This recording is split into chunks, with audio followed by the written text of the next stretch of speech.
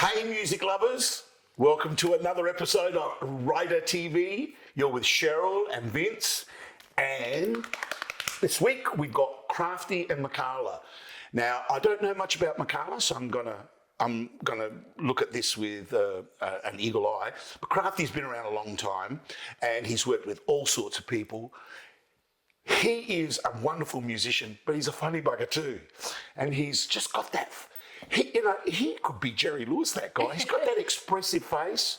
And he's very, very clever musically. He's a multi-instrumental, plays anything. And where did you do this interview? We caught up with them at their great friend's new venue, Lennon Entertainment. Jordan Lennon from Hiney Street Country Club's opened a new thing. Speaking of talented people, my God, yeah. And it was a who's who. When we were leaving, there was the lead singer from The Incredibles, the beautiful lady. Sam Rossetti. No, the lady singer. Oh, yes. Yeah. I don't know. Name escapes me. Yep. She was there, so it's a place to be. And we were there, and we interviewed these guys, and they are just such a beautiful couple, and very Aussie again. They met at a pub. Oh, well. Let's hear their story. More. Yeah. If you see a faded sign at the side of the road that says 15 miles to the Love Shack, Love Shack, yeah. I'm heading down the Atlanta highway, looking for a love getaway, heading for the love getaway. I got me a car, well it's as big as a whale, and we're heading on down to the Boots Cookie Shop. I got me a car, well it seats about 20, so hurry up and bring your jukebox money. The Love Shack is a little old place where we can get together. Love Shack. Welcome to Writer TV. You're with Cheryl Lee, that radio chicken. I'd like to welcome into this brand new rehearsal space Krafty and Mikala. Hello. We're going to talk about when I very first met you, I reckon, which is 5 years and 1 week ago, we just realised. Streaming, not screaming, when COVID hit. Yeah, technically when COVID hit, it was that time, and so Dave Gleason and myself decided, because we were bored like every musician, that we were going to just do something together.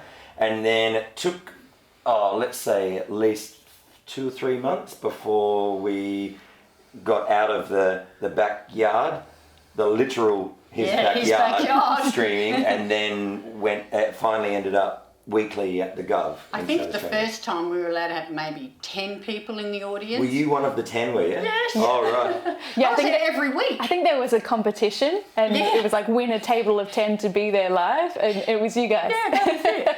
So well done doing that. You poor buggers, well, every entertainer, and we're not the only industry, but, suddenly overnight, 18 months worth of, gigs just gone.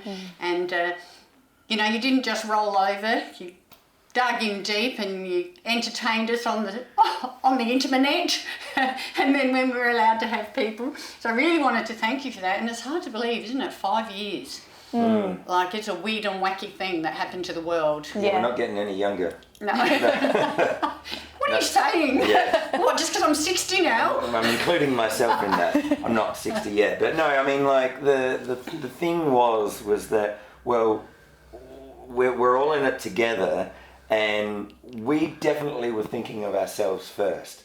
Actually doing something rather than just sitting, in isolation completely. We in South Australia had the fortunate thing of, there was the social distancing and stuff like that, but we didn't have the complete and utter lockdowns like what Melbourne, other places. Yeah. So we, thankfully, with the help progressively with people like to help the streaming section of it, and then we invited periodically more and more people to come and join us in the musical part of doing it. But yeah, it was just me and Dave at the very start. Yeah, and I think that's when I realised what a talented man you've got here. You know, you can sing anything. Yeah, they don't No, I can't. Play it for me.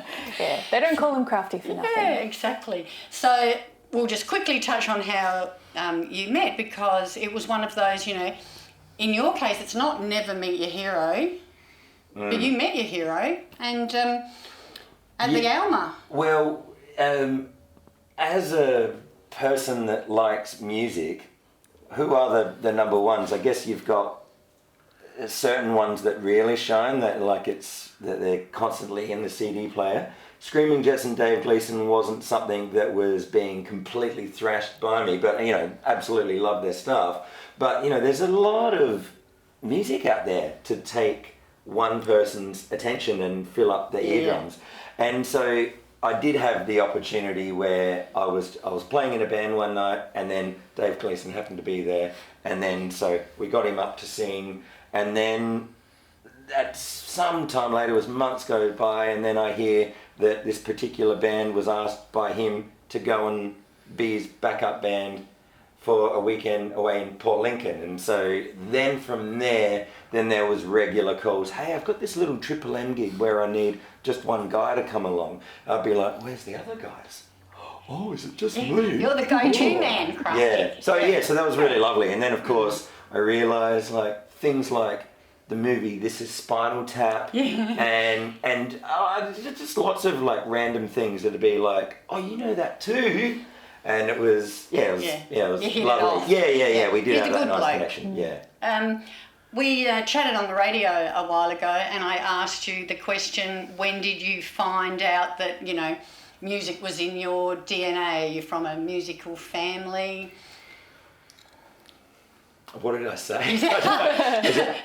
Dad played the guitar, Mum played the piano, accordion, and they met at tennis. That's right. Well, I have music and sport in my family, and funnily enough, my sister was the first one to get the music lessons, and then lo and behold, I'm the guy who's a full-time muso now, and she was running a sports store for a while, and now is working like as a part of a gym and stuff like that. So it's funny how life just, you know, does a weird thing like that. And Mikala, how did you find that music was your thing and going to be your passion in life? Well, my parents are pretty much the biggest music lovers that you'd find, maybe excluding yourself. And so I just grew up with music around me. They weren't necessarily musicians. I mean, they have tried, and my dad plays a bit of guitar now thanks to this one. But yeah, I just grew up loving music, and when I was in high school I started loving performing, and I studied musical theatre, and my parents were just supportive all the way of like, yeah, do your thing. And so you've been in some musical theatre productions here in Adelaide? Yeah, I've done a bit of amateur musical theatre. What have you done? With Murray Clark I did a few. I did Fame the musical, I did Heathers the musical. Most recently was Jersey Boys with Northern Light Theatre Company. That was really fun. That was a great show. And just little bits, and now I run a drama group as well, so I get to help like kids do the same thing, which is really fun because I didn't necessarily grow up with musical theatre. I just sort of found it and had to go looking for it. Krafty, did you get involved in any of the musical theatre stuff? I do a little bit. One of the subjects that I did in Year 12 was drama, and I've had a small part in some commercials and movies and stuff like that.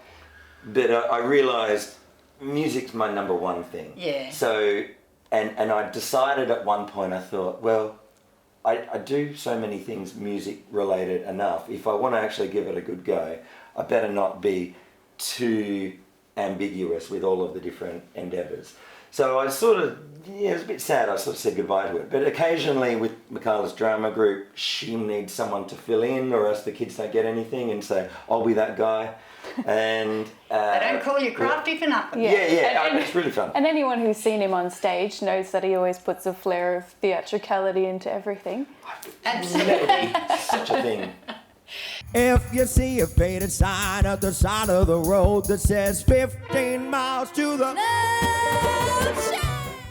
If you see a faded sign at the side of the road that says 15 miles to the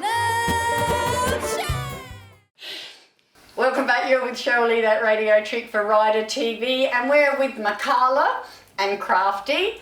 Thank you so much again for joining us today. Now, one thing I wanted to chat about, because I find this really amazing. Like I said, I love the fact that you guys both give back, but the program that you're invited to do Guitars for Vets. You want to tell us a little bit about that? That's amazing. Yeah, I have no family ties, and personally myself, I'm not a vet. Like, I've not been in any army or air force or anything like that.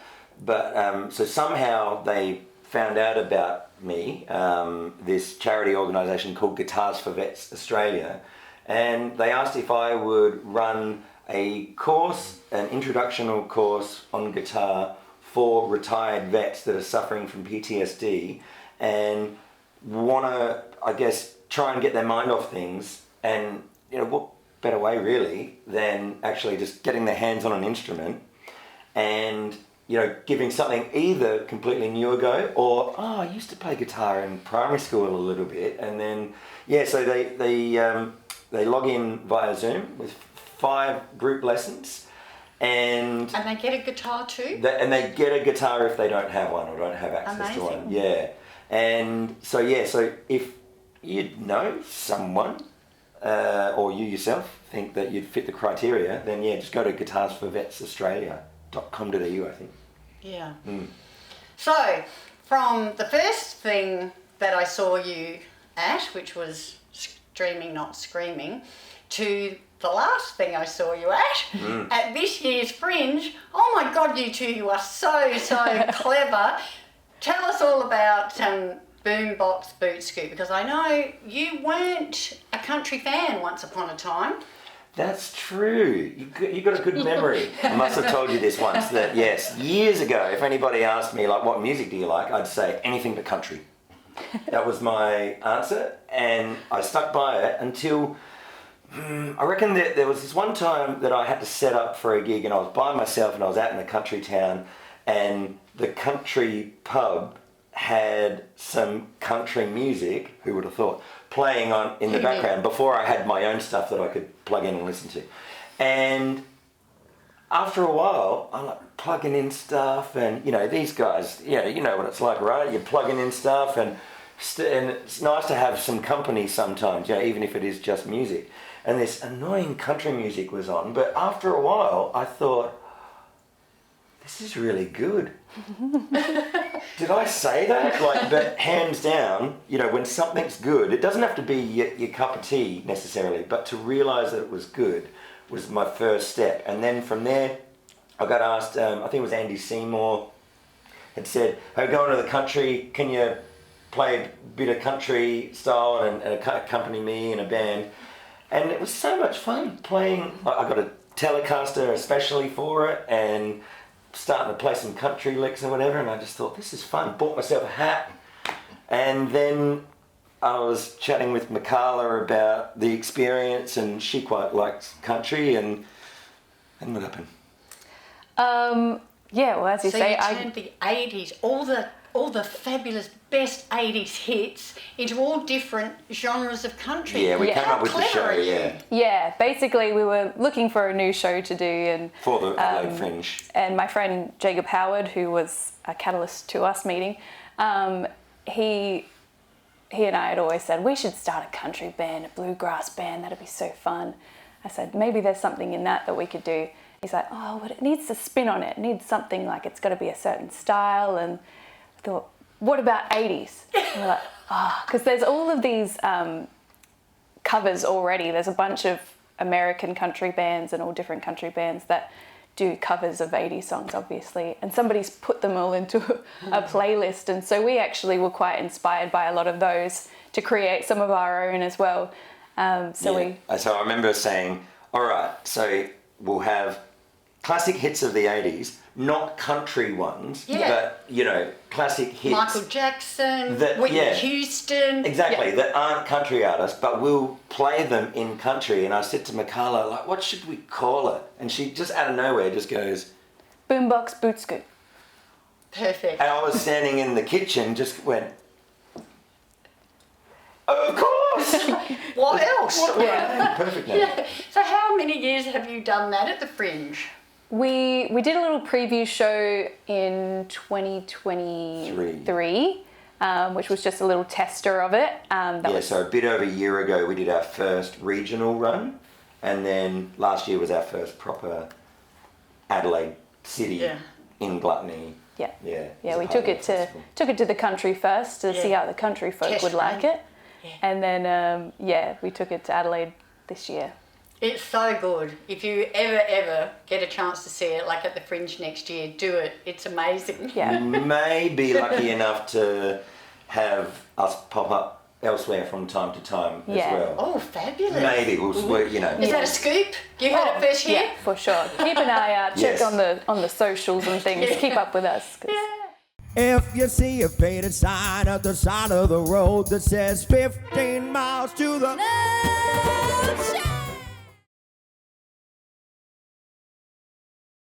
If you see a faded sign at the side of the road that says 15 miles to the But it's just so clever. Now, one more thing that I know you guys do as well, regularly. Just before we get into that, I just got to say that one of the things that was great about putting together a country and 80s show together is to see how certain people get amongst the atmosphere with perhaps what they dress up in. Because regionally, when we started to see it already, you know, you get people wearing some full-on 80s stuff with a country hat, or just full-on country get up, and you think that's not what they would usually wear. No. So it was really, people getting amongst it was great, and so we remember that you and the hubby had gotten really. We had our cowboy hats on, cowboy boots on. And a certain someone won a best dress prize. Yeah, and was the proud owner of a new mullet. Yeah. But actually gave it back because he already had mullets at home. That's true. Oh, so much fun. Thank you for that. It was a great night. And the other thing that I know you guys do, because again, any excuse for a dress up, you sing at the Bridgeway, and I think the one that I went to was like a thriller night, like Friday the 13th. Yeah, but you do it every month, right? Yeah, this year we have scaled it back to be roughly every couple of months, and so that's going to enable the act and the show to be able to venture to more places and take it on the road. Yeah, a little bit. Yeah. Nice. So the brains behind the whole thing is the great guy whose rehearsal space we're in, Jordan Lennon, and it was very fortunate that when he was putting it together, he said, "I'm ringing you," as in me, because you're me now and I'm him. And he said, yes, he said, "I'm ringing you because if I thought out of all of the people that I know, who would be able to, you know, I guess do something in that vein where, because you got a lot of amazing performers, but around, but maybe ones that you don't know how they'll go if they have to break that wall, because as you'd know from coming to see the show, the idea is that there's a band, and it's very encouraging and including audience members to sing with a big screen with the lyrics, so it's kind of karaoke, but it's also, you know, nobody has to sing or whatever, but there's a person running around with a microphone, and it takes a certain personality and performer quality to fit into that. So it's very lovely of him to think of me, and so Jordan being off with the Hymie Street Country Club every second day, or flinching around the globe. How does he do? Yeah, he's not always going to be around to be able to be there, and if I'm not there, then he might be there, whatever. But anyway, it's it's a wonderful thing, and this wonderful person has taken the lead vocal Roman person a bunch of times as well. Yeah, we get into it, and we wear silly outfits even when there's no theme. It's just for fun. I love that. I don't know if you know that about me, but I love that. Yes. I've heard that about you. Yeah, a tiny bit. Okie dokie. Now, I was just going to ask you, since you're both such famous rock stars, well, you are. What here's your Spinal Tap moment. What is the non-negotiable on your rider when you're performing? And you got any like blue M&M moments or? That was brown M&M. Brown? Yeah. Oh, but I like that. Oh, yeah, well, yeah. Yeah, I don't, the blue you can't have because they get blue all over your hands and they turn your teeth blue. I wish I had some interesting thing. Oh, do you know what? Special cheese? I've got a weird one. That on the stage itself, especially if it's one of those energetic shows, I want to have at least one fan dedicated to me so that I'm not dripping boy He means the things everywhere. that spin and blow air on you, not just someone going, yay! Yeah. a fan to keep cool. So I will bring my own if they don't have them. Right. So that's your Spinal Tap thing, a fan. I guess. I'm not going on. Not a fan, I'm on. Yeah. Large bread. Yeah. Anything you have to have special, Evian water? No, I think I'm a bit spoiled by the fans now because he always brings them, and so now I'm considering buying my own fan to take to gigs. So you can stay cool. Yeah, that's right. You are cool.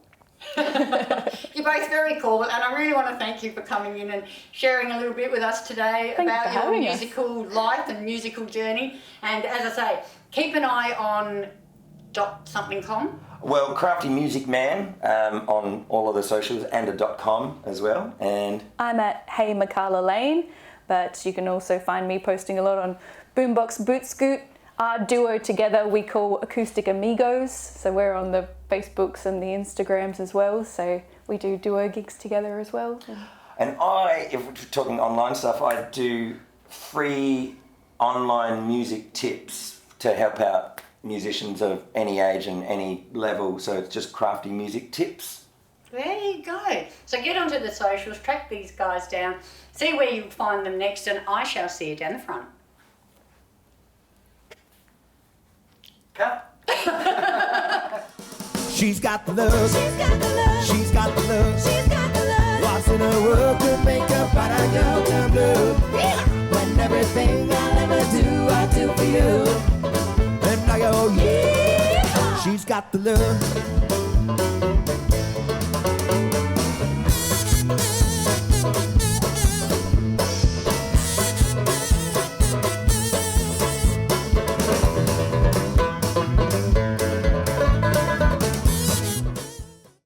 So how cute is that couple? Yep. Such a talented duo. I'm a fan. Yeah. I just want to go and see him now. Yeah. So if you can get out and see them, get out when you can, support local music, and I'll see you down the front all the time. But especially if they do Boombox Boot Scoot, I'll see you down the front with you. With my cowboy hat and my cowgirl boots on. Anyway, join us again see next week I can see that. for Rider TV on the same bat time. Same bat channel. See ya.